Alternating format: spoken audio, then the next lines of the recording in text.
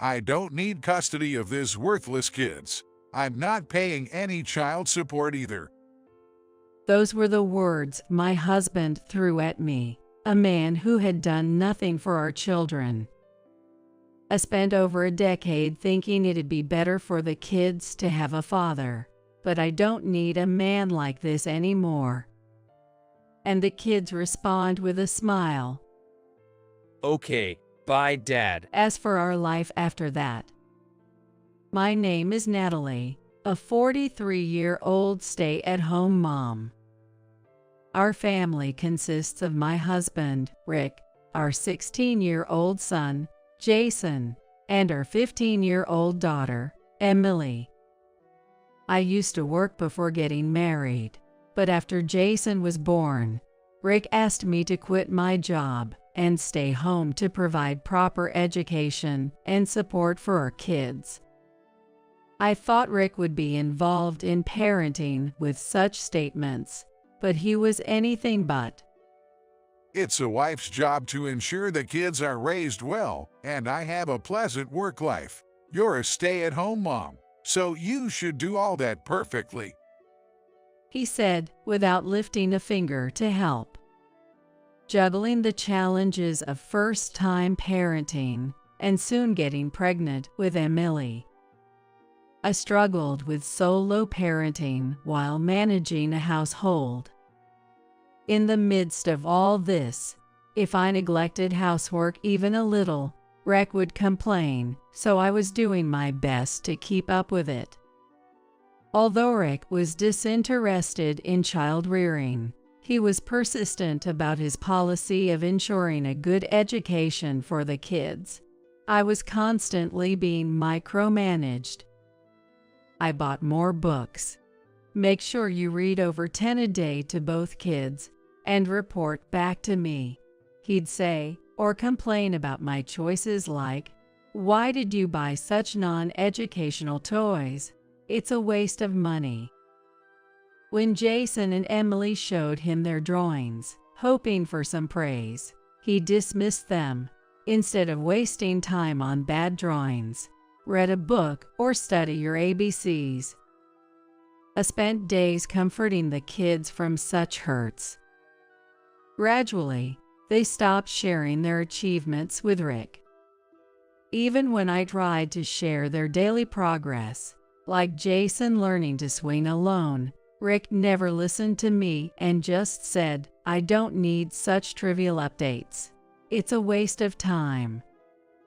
He never celebrated their birthdays or attended school events. His late-night drinking and lecturing the kids, waking them up, were frequent. With such behavior, I often thought it'd be better to divorce him. I was raised by a single mother after my parents divorced. I cherished her love and hard work. I love my mom. Yet, I knew the sadness of not having a father, which held me back from divorcing Rick. Although he didn't help with parenting or housework, he did provide financially for the kids' education. This was the only reason I thought it'd be better to have Rick around than not. As time passed, the kids become teenagers. Rick's disinterest and criticism persisted. One day, Rick unusually started a conversation with Jason, asking out of the blue, "What's your rank in class?" Jason, looking annoyed, replied, "I'm third." Rick laughed mockingly and said, "You're third? What do you even do all day?" "When I was in high school, I was always at the top of my class. Aren't you embarrassed to have two people ahead of you?" He just kept making such belittling remarks. Jason quietly retreated to his room. Rick didn't just belittle Jason. When he asked Emily, "Are you planning to pursue sciences or arts in college?" and she answered arts. "Why art?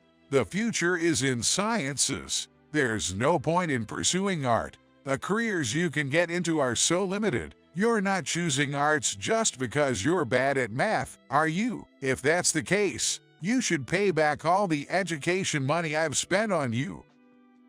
He always spoke to Emily with such biased views. Emily replied, "I have something I want to do in the future," and left the room with a cold expression. The kids hated Rick for always speaking to them like this. Around this time, Rick's drinking habits worsened. He often returned home in the middle of the night, or not until the morning. One day, Jason and Emily seriously talked to me. Jason said, "Mom, why don't you divorce him? We'd be happier just the three of us." Emily added, "Yeah, we've never seen him help around the house, and he's definitely cheating. I saw his texts with another woman the other day. They were pushing for a divorce." Confused, I hesitated. "Don't talk about your father like that." And without proof of cheating, Jason interrupted, "Mom, do you think children are happier with a father? That's not the case at all. I've never felt glad that he was around since I can remember." Emily continued, "Right. He always talks about education expenses. We'd rather study hard on our own or work part-time to afford study materials than rely on his money." I was speechless. I had thought it was better to have such a father than none, but the kids preferred him gone. Emily said, "Besides, Mom, don't worry about the money. I'm fine with scholarships, but you shouldn't have to worry about money, right?" I nodded with mixed feelings. "For now, I'll think about it. You two go study in your rooms," I advised to settle the matter. I thought long and hard at that moment and decided to investigate Rick's infidelity. Weeks later, the investigation results left me speechless again. Rick had a long-term mistress and even a child with her, and he was financially supporting them. Rick always said, "I'm better at managing money," and only gave me living expenses and the kids' education fees. He claimed the rest was being saved for the kids, but likely there was no such savings. This led me to a decision. A few days later, I asked Rick for a serious talk. I confronted him with the divorce papers and the infidelity investigation results. Rick was initially shaken but soon became defiant. You have no right to complain. I've provided for the kids' education and living expenses. I've fulfilled my responsibilities. How will you manage the kids' college expenses if we divorce? I answered, "I'll figure it out. It's okay." Realizing my resolve, Rick said, "Then I'm going to my woman. I've done my duty, and you're divorcing me for your reasons, so I won't pay alimony or child support. You okay with that?" He thought I'd panic. "You cheated, so it's not just my decision. But fine, I don't need anything if I can just divorce you." "Jason, Emily, are you ready?" I called out, and the kids came out with big bags. Emily cheerfully said, "All set." Rick was initially stunned, then became angry. "I'll take custody, of course," I declared. Rick yelled, "Of course, these worthless, ungrateful kids. I've spent money on them, and Jason can only manage third in his class, and Emily wants to go into arts. I don't want custody of these failures." He probably expected us to beg for his help or money. Jason coldly said, "Dad, I guess I should thank you for everything so far," and bowed his head. Emily waved, "Bye, Dad. Take care," contrasting Jason's demeanor. We left the house with the three of us.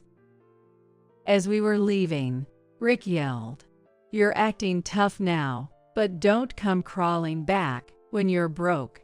You'll be living in poverty." Months later, Rick sent a message saying he was living happily with his mistress and child and wouldn't give us a dime. I quietly deleted his contact. 10 years have passed since then. I was about to go for a walk in my favorite dress I recently bought, along with my dog I got a few years ago. Then I saw Rick, emaciated and in tattered clothes, at the doorstep. I stepped back in shock. Rick muttered, "Living in such a mansion. The detective's investigation was true. I couldn't believe you were living so well, and had to see for myself." Furthermore, Rick, with bloodshot eyes, said to me, "You were just a stay-at-home mom until our divorce. There's no way you could have a job that pays enough for such a luxurious lifestyle. Where did you get the money? Did you commit a crime? Did you win the lottery?" I didn't want to let him in, but to avoid a scene at the gate, I reluctantly allowed Rick into the house. Then, as Rick asked me about what happened after our divorce, I calmly explained. Rick had mocked Jason for only being third in his class, but at that time, Jason was in a pre-med program. And being third in such a competitive class was an incredible achievement. As Rick wasn't interested in the kids, he didn't even know this and ridiculed him based on rank alone. Jason later got into medical school and is now working as a doctor. As for my daughter Emily, inspired by a drama she watched as a child, she always wanted to be a lawyer. She was good at both science and art subjects, but chose arts to go into law school. Emily also successfully got into law school and is now working busily as a lawyer. Both of them are still unmarried and living with me. They always put a lot of money into our home, saying we're grateful for the care you've given us. Hearing this, Rick trembled. "Then why didn't you say they were doing so well, or that they could become a doctor and a lawyer?" he shouted. I replied, "I tried to tell you many times. Our kids are working hard and achieving great things, but you never listened to anything I said." Rick fell silent, which was only natural. A father who doesn't know what classes his children are in or what they aspire to be is hardly a father. Rick, in a sore loser's tone, said, "But you couldn't have had the means to send them both to college. Making them take out student loans is just like burdening them with debt. You failed as a mother. Student loans aren't as bad as you think. Anyway, I didn't use them for either of them." At that, Rick's eyes widened in disbelief. "That's impossible. You weren't working while the kids were in high school," he yelled. I explained the reason. "I've always loved drawing and illustrating. When I was working, and even after getting married, I could only draw as a hobby. Drawing with the kids was my most relaxing time, but Rick ridiculed and stopped me from even doing that. When the kids were in middle school, I started posting my art and illustrations on social media. It was because I was inspired by other artists. Unexpectedly, a publisher approached me for illustrating a children's book. This led to more work in illustrating and creating comics. By the time of our divorce, my income was about 3 times what Rick made. I managed these jobs while taking care of the household, but Rick, uninterested in home life, didn't notice. A normal husband might have asked about his wife's sketching or emailing, but not Rick. Hearing this, Rick slumped. Then, although I didn't ask him, he started talking about his life after our divorce. As he told me before, he married his mistress and started living together. But once they got married, she began spending recklessly now that she had access to his money. Despite Rick's protests, she spent all the household money on luxury items. When he reduced her cash allowance, she started maxing out his credit cards. Additionally, as the child with his mistress grew, Rick began to suspect that the child didn't resemble him at all. He had been easily fooled by her comments like, "The child's nose looks like Rick," or "The child has Rick's nervous temperament." I was shocked that he believed for 10 years based on those words alone, but I just listened quietly. Recently, a DNA test revealed that the child was not Rick's, and they are now in a big fight. Rick has been working tirelessly to pay off the debts incurred by his wife and doing household chores, as his wife does nothing. Moreover, their 2 children are willful and disobedient, often getting into trouble, and Rick frequently has to apologize to others on their behalf. As he shared this, Rick began to cry. When I lived with you guys, things were good. Shirts were always neatly ironed. The food was delicious, and the kids were well behaved. Natalie, please give me another chance. He begged selfishly. Of course I refused and asked him to leave. However, Rick didn't leave and kept insisting on a second chance and to live in our house. As I was at my wit's end, Jason and Emily, who had been listening in the next room, came in. Upon seeing them, Rick exclaimed, "Oh, Jason, Emily, you've grown so much. I hear you're a doctor and a lawyer now. It's all thanks to the education I paid for, right? Convince your mother for me." But Jason coldly said, "I never thought of you as a father." Emily added, "You might have provided the money, but it was Mom who took us to tutoring and helped with our homework." Faced with their cold response, Rick started yelling again. Pay back all the education money I spent. To that, Emily said, "Then please pay the child support and education fees that you didn't pay during the period. You were legally obliged to pay them, weren't you?" Jason, now taller and stronger than Rick, forcibly took him outside and warned, "If you come back, we'll call the police," before throwing him out. Rick stood there in a daze for a while before eventually leaving. Later, I heard from Rick's parents, my former in-laws, that Rick divorced his new wife.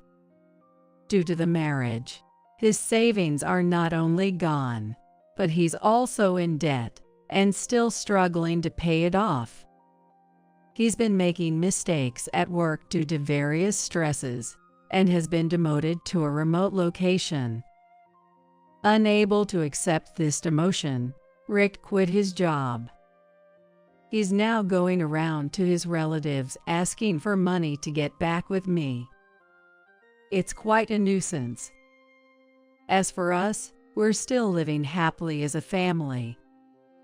Jason is soon getting married to his long-term girlfriend. It's a bit sad, but I'm looking forward to the wedding. Emily has recently started asking me to teach her cooking. Maybe she has a boyfriend. I'm waiting for the right moment to ask.